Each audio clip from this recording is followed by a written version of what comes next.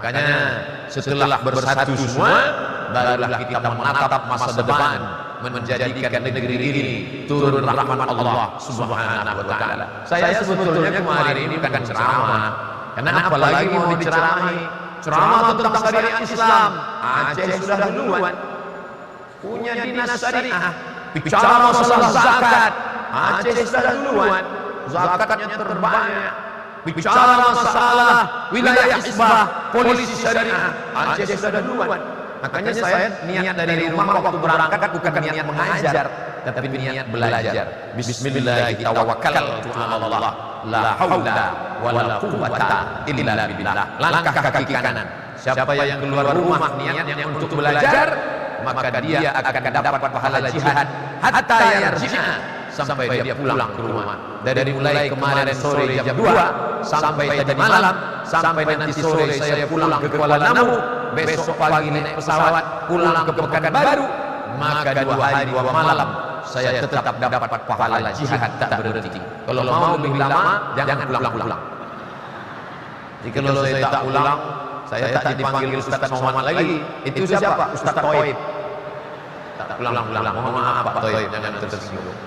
Bapak Ibu yang dimuliakan Allah Subhanahu wa taala, maka mengapa Aceh ini bisa menjadi negeri yang Islami? Orang tidak terkejut. Saya sampai ke Darul Hadis Maroko, saya lihat perpustakaan, ada buku 2 jilid tebalnya 2 kali Quran, tak menyamakan.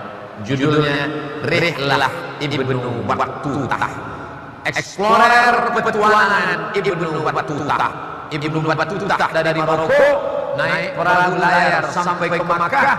Di Makkah dia tawaf, sa'i dan umrah. Selesai tahallul dia lanjutkan ke India. Dari India dia bercerita, aku pun sampai ke sebuah negeri. Negeri itu bernama Sumatra. Sampai ke pucuk Sumatera di atas, aku masuk ke sebuah kerajaan. Sultannya memakai jubah, ahli fikihnya memakai jubah. Mereka menunggang gajah. Disebutnya di situ, Sultan itu menunggang gajah dan naik kuda. Aku pun diberi jamuan makanan. Ibnu Battutah 7 abad yang lalu sudah sampai ke Aceh, bercerita tentang kerajaan Islam Aceh Samudra Pasai, kerajaan Islam tertua di Nusantara.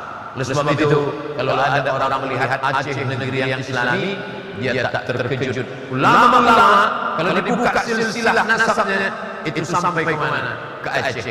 Sumatera Barat ada tradisi yang besar, yaitu namanya Basapa. Basapa itu bersafar.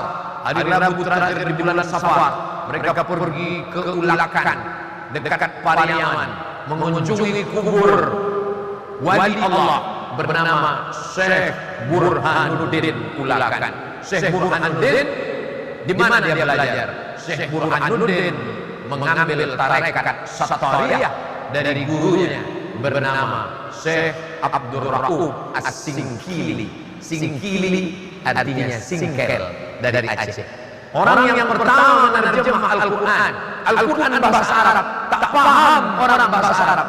Diterjemah Tarjuman Al-Mustafid fi Ma'anil Qur'anil Majid. Quran Arab yang pertama diterjemah ke bahasa Melayu. Penerjemahnya adalah Syekh Abdul Rauf As-Singkili. Syekh Abdul Rauf Singkel